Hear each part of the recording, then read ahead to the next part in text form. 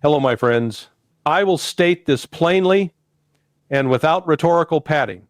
By the end of 2025, the war in Ukraine has entered a terminal phase. The outcome is no longer in doubt. What remains uncertain is only the scale of the collapse, the speed at which it unfolds, and the degree to which Western governments, particularly the United States and its European auxiliaries, choose to escalate in a desperate attempt to avoid acknowledging strategic defeat. Despite the continued denials from Western media and political elites, 2025 has been a year of unmitigated military disaster for Ukraine. Any observer who has followed events with discipline rather than propaganda can see this. Ukraine is losing the war, and it is going to lose it decisively. The year began with the fall of Toretsk, Kurakovo, and Velika. This was followed by the complete collapse of Ukrainian positions in the Kursk region and the loss of Sudzha, an episode so catastrophic that it has been effectively erased from the Western media narrative. One would be hard-pressed today to find any serious discussion of it in mainstream outlets, precisely because it contradicts the preferred illusion that Ukraine retains operational momentum. From late spring into early summer, Russian forces launched a broad, methodical offensive along the entire line of contact. That offensive has not paused, it has not culminated, it has not been repulsed. It has advanced steadily, grinding down Ukrainian formations that were already hollowed out by casualties, poor morale, and a catastrophic manpower deficit. Pokrovsk, Myrnorod, and Rodinsky are now under Russian control, despite persistent Western commentary attempting to deny this reality. Ukrainian claims of holding positions there no longer survive contact with objective evidence. Fighting has moved on. The situation in Kostiantynivka illustrates a recurring pattern. Russian forces advance deliberately, restrict battlefield footage to maintain operational security, and allow Western analysts to argue among themselves in the absence of complete visual confirmation. There's no doubt that combat is ongoing inside the city. Whether Russian forces control 40% or 50% of the territory is ultimately irrelevant. Ukrainian resistance in the Pokrovsk sector has collapsed, and Kostiantynivka's fall is a matter of time, likely early in the new year. To the north and east, the picture is no less bleak. The capture of Seversk represents a strategic rupture. This was one of the most heavily fortified Ukrainian positions of the entire war. Previous Russian assaults had been repelled. This year, Moscow assembled overwhelming force, cleared the surrounding villages and forests, severed supply routes, penetrated the town, and took it. Kyiv responded not with honest assessment, but with scapegoating. Brigade commanders were dismissed for allegedly submitting overly optimistic reports. In reality, the outcome at Seversk was foreordained. Anyone with access to drone footage, Russian and Ukrainian alike, could see the slow constriction of the Ukrainian perimeter. These dismissals serve primarily to shield senior leadership from accountability and to maintain the fiction that defeat results from individual failure rather than systemic collapse. Russian advances westward from Seversk now threaten critical infrastructure, including a major power station supplying Sloviansk and Kramatorsk. Its capture is only a matter of time. Once lost, the northern Donbass defensive system will unravel. Kupiansk has been the most heavily contested information battlefield of all. Russian forces claimed full control months ago. Kyiv denied it, staged counterattack narratives, and even produced a theatrical video of Zelensky near a roadside monument carefully framed to suggest presence in the city without proving it. The reality is a substantial Ukrainian force remains trapped east of the Oskil River, its perimeter steadily reduced. Russian commanders expect its destruction by early 2026. The pattern is familiar. Small Ukrainian units infiltrate briefly, film isolated actions, and release footage to simulate a counteroffensive. Western media accepts this without skepticism. Russian control tightens regardless.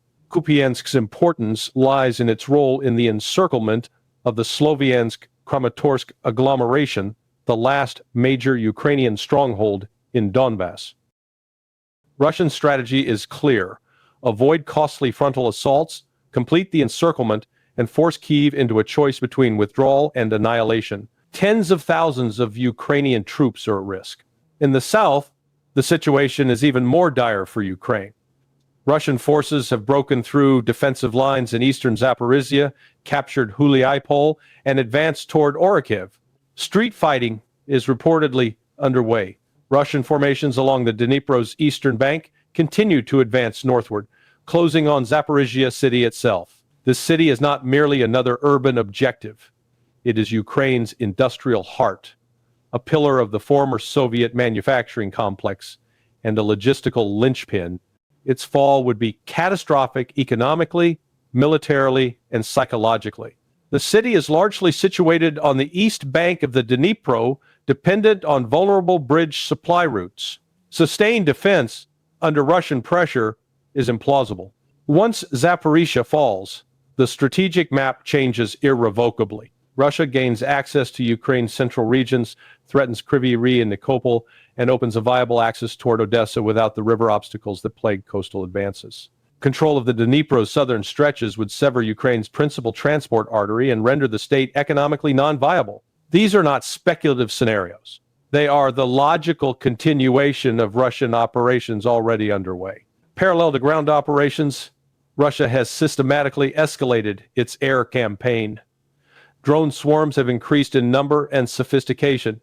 New missile systems, including hypersonic platforms, are now employed routinely. The deployment of Oreshnik systems in Belarus signals intent.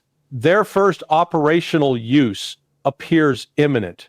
Western media remains in denial, even as evidence accumulates. This was evident in its reaction to reports that Ukraine attempted a drone strike against President Putin's residence near Valdai. The demand for proof is disingenuous. Any evidence would be dismissed regardless. What matters is plausibility, and Ukraine has both the capability and the precedent. Zelensky publicly expressed a wish for Putin's death. Ukrainian assassination operations inside Russia are now openly acknowledged. The claim is entirely credible. What follows is the critical question. How will Russia respond? The answer is likely decisive force. Russian parliamentary pressure for direct retaliation is mounting. Ukrainian officials in Kyiv are reportedly vacating key government buildings. Nervousness is palpable. At the same time, negotiations have collapsed.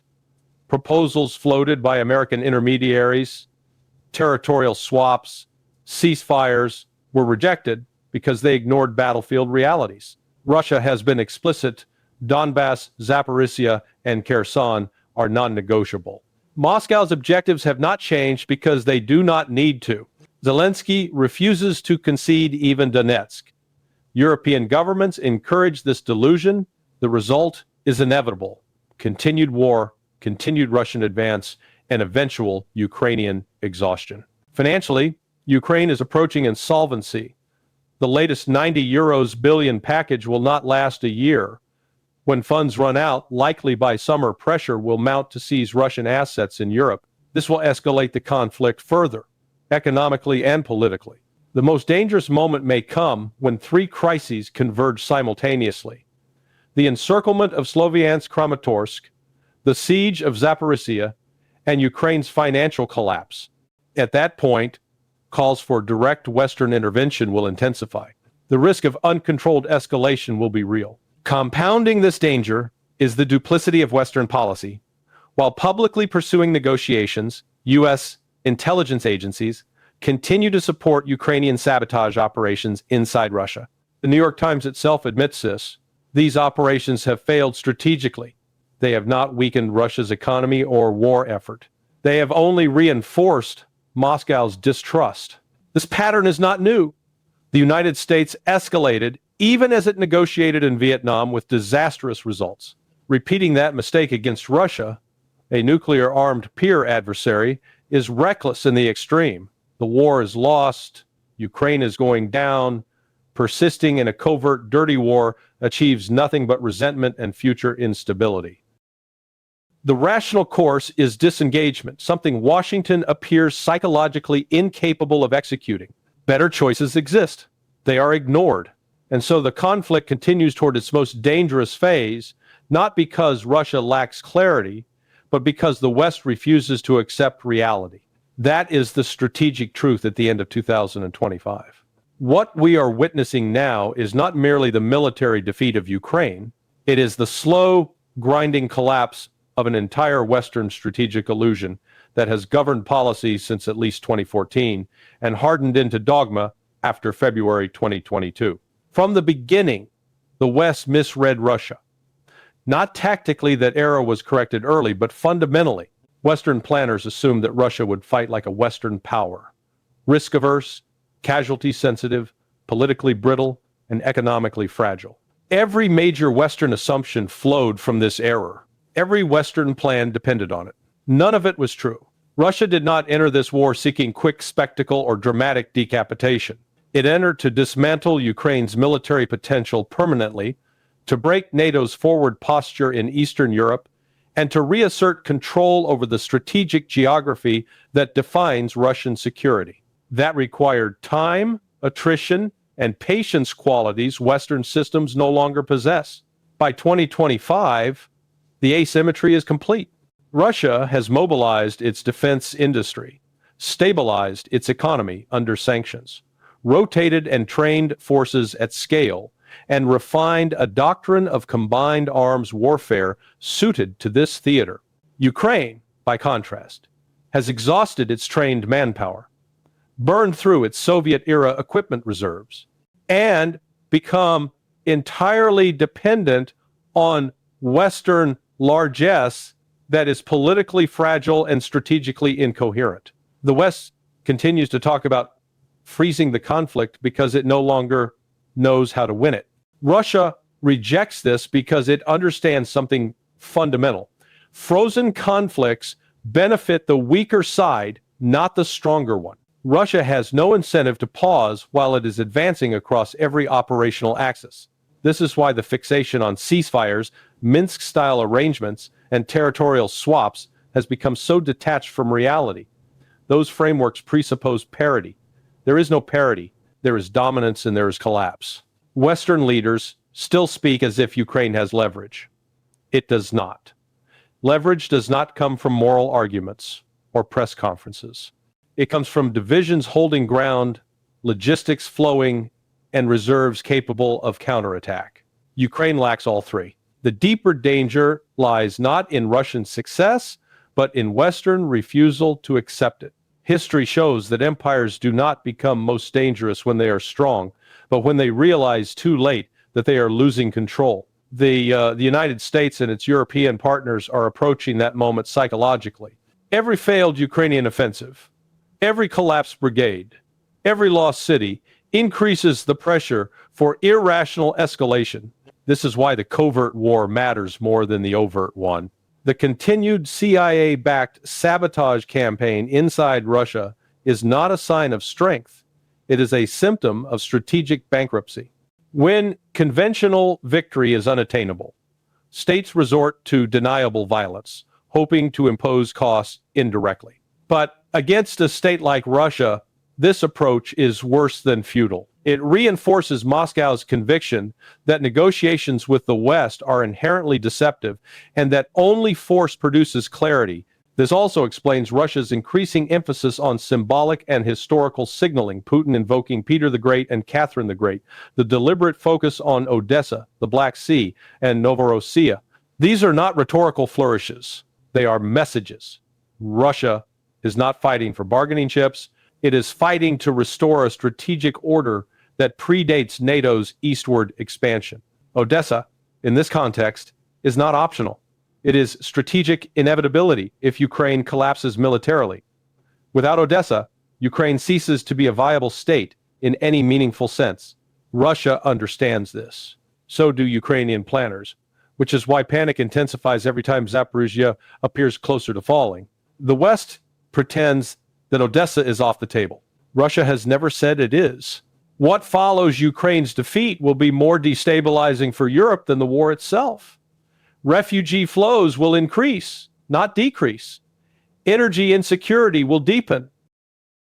Industrial decline already visible in Germany will accelerate. And the credibility of NATO's deterrence posture will suffer a blow from which it may not recover. This is why European elites cling to Ukraine so desperately. It is not about Kiev. It is about preserving the fiction that Western power remains decisive. Losing Ukraine exposes the hollowness beneath decades of post-Cold War arrogance. The tragedy is that none of this was inevitable. A neutral Ukraine was always possible.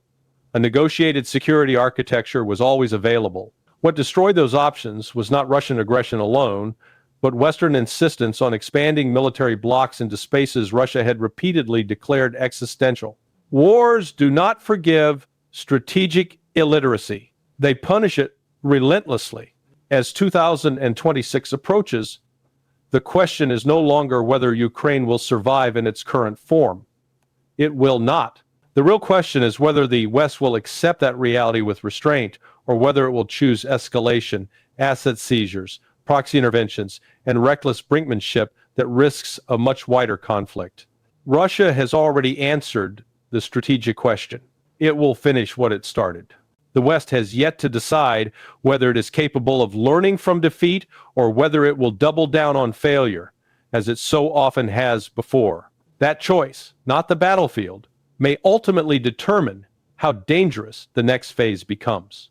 At this stage of the conflict, what matters most is not any single battlefield development, but the structural imbalance that now defines the war in its entirety. Russia is advancing not because it is reckless or improvisational, but because it has achieved something the West and Ukraine have failed to achieve from the very beginning: strategic coherence. Moscow knows exactly what it wants, why it wants it, and how much time it is prepared to spend achieving it. By contrast, Western policy toward Ukraine has devolved into a form of motion without direction, constant activity, masking an absence of purpose.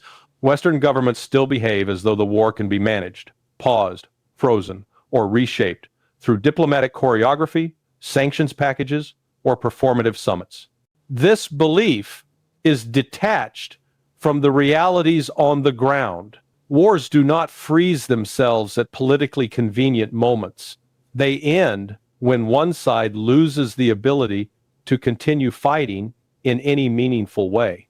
Ukraine is approaching that threshold, not suddenly, but inexorably. Time, which Western analysts once assumed would work against Russia, has reversed polarity.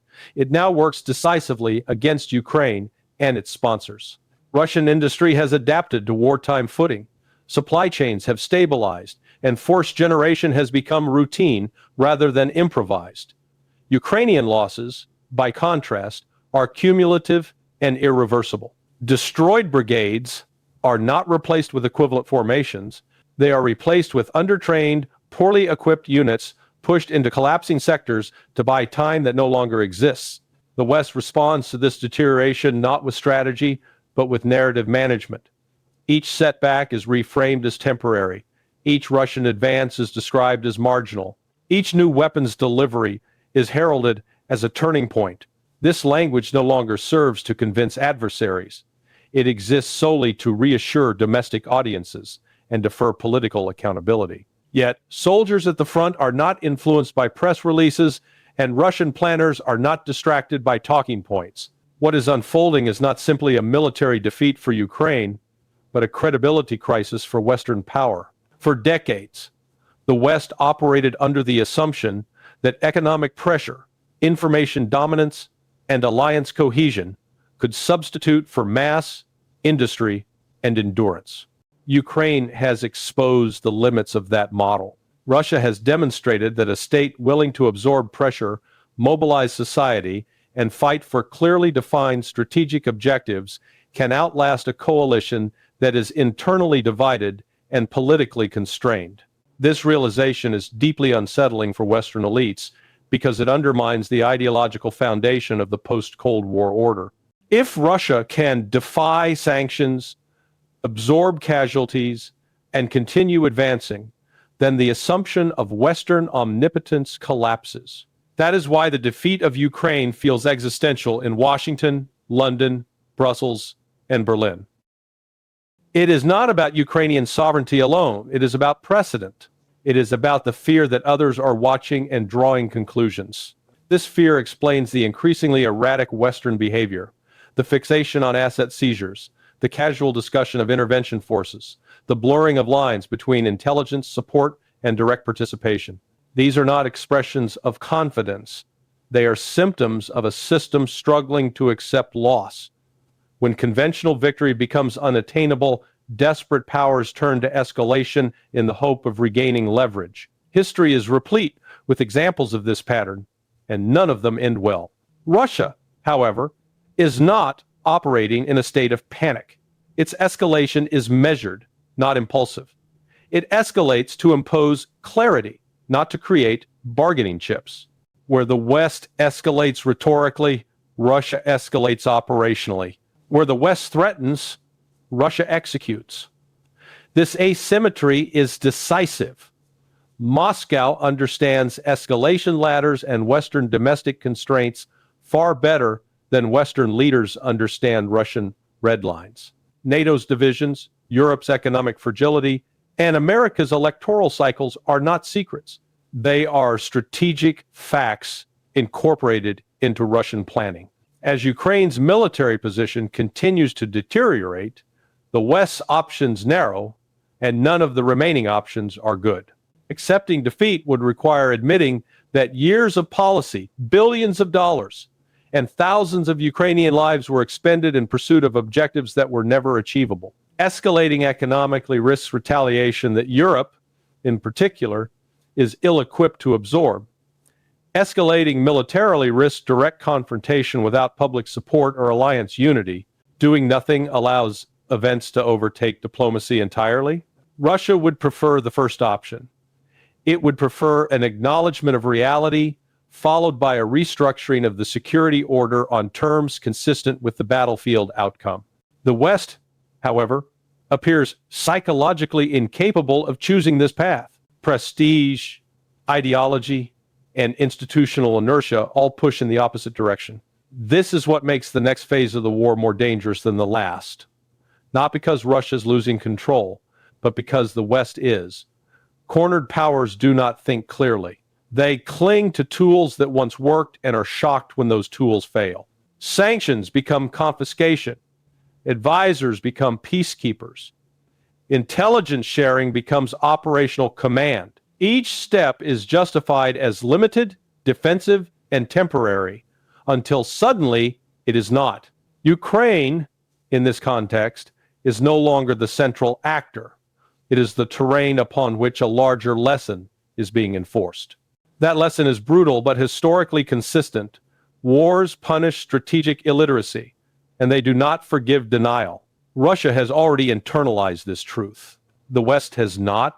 As 2026 approaches, the question is no longer whether Ukraine can win. That question has already been answered by the facts on the ground. The real question is whether the West can absorb a strategic defeat without compounding it through reckless escalation that damages its own stability, credibility, and long-term security. History suggests that empires rarely manage that transition smoothly, and that, more than any single Russian offensive or missile strike, is what makes the period ahead so profoundly unstable.